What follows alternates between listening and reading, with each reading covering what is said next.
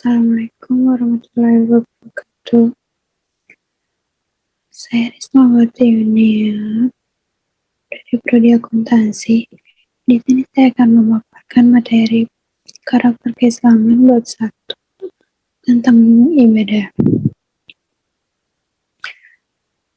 Adapun pengertian ibadah adalah sebutan yang mencakup seluruh apa yang dicintai dan diridhoi Allah Azza wa Jalla, baik berupa ucapan atau perbuatan yang zahir maupun batin. Selanjutnya ada ruang lingkup dan sistematika ibadah. Kewajiban-kewajiban atau rukun-rukun syariat, yakni sholat, zakat, puasa, dan haji. Tambahan dari kewajiban-kewajiban dalam bentuk ibadah sunnah, yaitu berzikir, membaca Quran, berdoa, dan istighfar. Segala hal yang dalam bentuk hubungan sosial yang baik dan pemenuhan hak-hak manusia seperti berbuat baik kepada kedua orang tua, menyantuni anak yatim, fakir miskin, ibnu sabil, menjalin silaturahmi, dan lain sebagainya.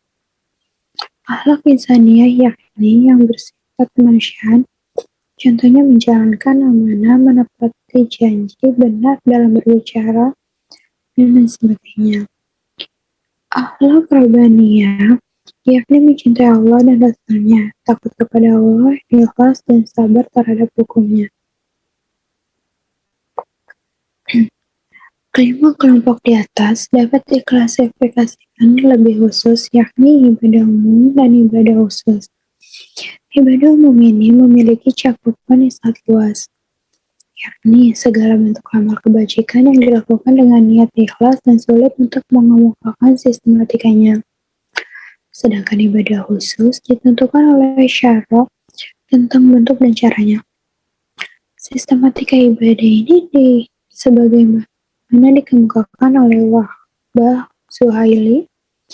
Yang pertama, taharah, salat, penyelenggaraan jenazah, zakat, puasa, haji, dan umroh. Etikaf, sumpah dan kafarah, nazar, dan yang terakhir, kurban dan akikah. Selanjutnya, tujuan ibadah. Tujuan ibadah itu untuk menghadapkan diri kepada Allah dan mengkonsentrasikan niat dalam setiap keadaan agar mencapai derajat yang lebih tinggi. Agar terciptanya suatu kemaslahatan dan menghindarkan diri dari perbuatan keji dan munkar, artinya manusia itu tidak terlepas dari disuruh dan dilarang, mengerjakan perintah dan menjauhi larangan, maka berlakulah pahala dan siksa. Itulah inti dari ibadah. Hakikat ibadah. Menurut Hasbi Hasidiki memberikan tekanan bahwa seorang muhalaf tidaklah dipandang beribadah bila seseorang itu hanya mengerjakan ibadah dengan pengertian fuqaha atau ahli usul saja. Artinya, di samping ia beribadah sesuai dengan pengertian yang dipaparkan oleh para fuqaha, diperlukan juga ibadah sebagaimana yang dimaksud oleh ahli yang lain, seperti ahli tauhid, ahli akhlak, dan lainnya. Dan apabila terkumpul padanya pengertian-pengertian tersebut, barulah padanya terdapat hakikat ibadah. Selanjutnya, hikmah ibadah. Hikmah ibadah yaitu diantaranya tidak syirik, memiliki ketakwaan, terhindar dari kemaksiatan, berjiwa sosial, tidak kikir, terkabul doa-doanya, memiliki kejujuran, berhati ikhlas, memiliki kedisiplinan, dan sehat jasmani dan rohani.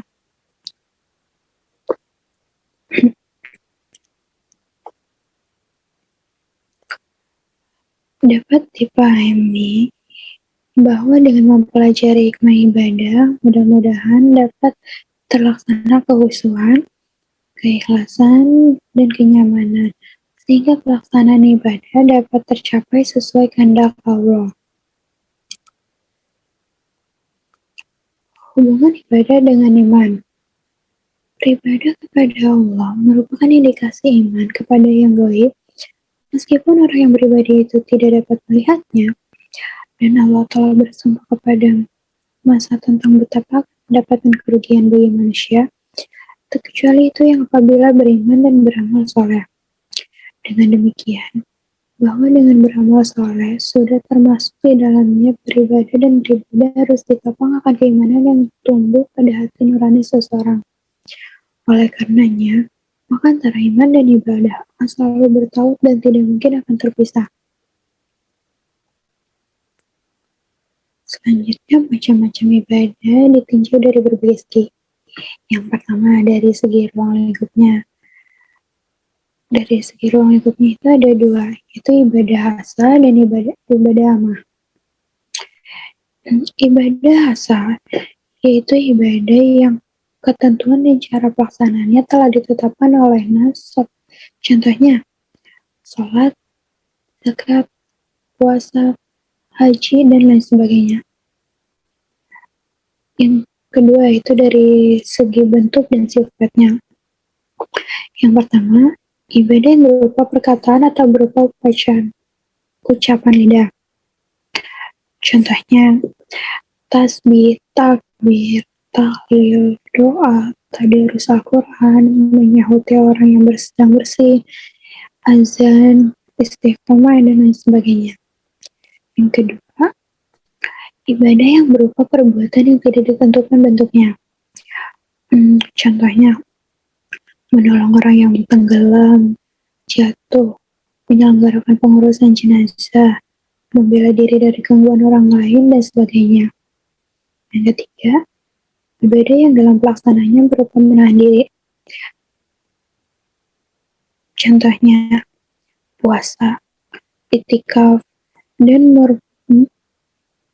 bermubasyarah, wukuf di Arafah, irham, menahan diri untuk menggunting rambut dan kuku ketika haji. Yang terakhir, ibadah yang bersifat menggugurkan hak. Contohnya, membebaskan orang yang berhutang dari hutangnya, memaafkan kesalahan dari orang yang bersalah. Selanjutnya, dari segi waktunya dan keadaannya. Pertama, ada, yaitu ibadah yang sedang dikerjakan dalam waktu yang telah ditetapkan oleh syara. Contohnya, melaksanakan sholat 5 waktu yang masih dalam batas waktu yang ditetapkan, sehingga sholatnya disebut ada. Yang kedua, maqdi, yaitu ibadah yang dikerjakan setelah melampaui batas waktu yang ditetapkan oleh syara. Ibadah ini merupakan pengganti dari ibadah yang tertinggal, baik dengan sengaja atau tidak, seperti tertinggal karena sakit, dalam perjalanan, dan tertidur.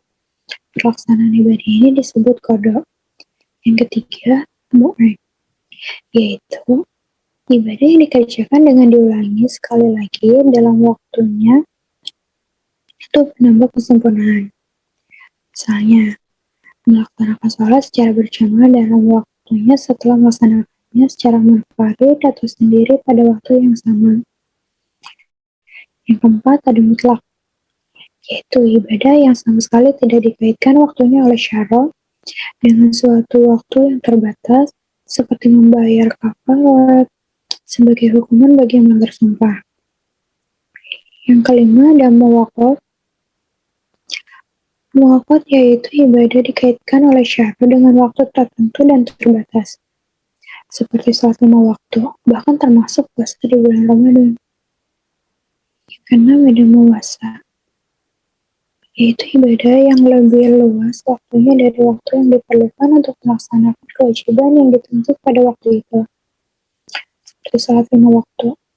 Artinya, seseorang diberikan hak mengerjakan sholatnya di awal waktu, di pertengahan, dan di akhirnya, asalkan setelah selesai dikerjakan belum berakhir waktunya.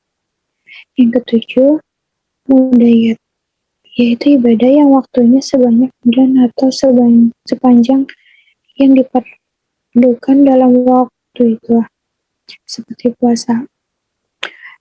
Dalam bulan Ramadan hanya dikhususkan untuk puasa wajib dan tidak boleh dikerjakan puasa yang lainnya pada waktu itu. Yang kedelapan, muayyan, yaitu seperti ibadah tertentu yang dituntut oleh syara seperti kewajiban atas perintah salat, sehingga tidak diganti dengan ibadah lain sebagai alternatif pilihannya.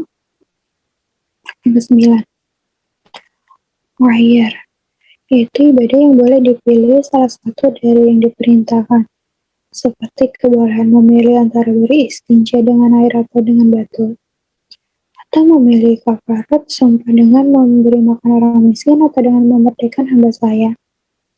Yang ke-10, muhadad, yaitu ibadah yang dibatasi kadarnya oleh syara seperti salat fardu zakat. Dan yang terakhir, ghairu muhadad, yaitu ibadah yang tidak dibatasi kadarnya oleh syara seperti mengeluarkan harta di jalan Allah, memberi makan orang musafir. Sekian pemaparan materi dari saya, kurang lebihnya mohon maaf. Wabillahi taufiq wal hidayah. Wassalamualaikum warahmatullahi wabarakatuh.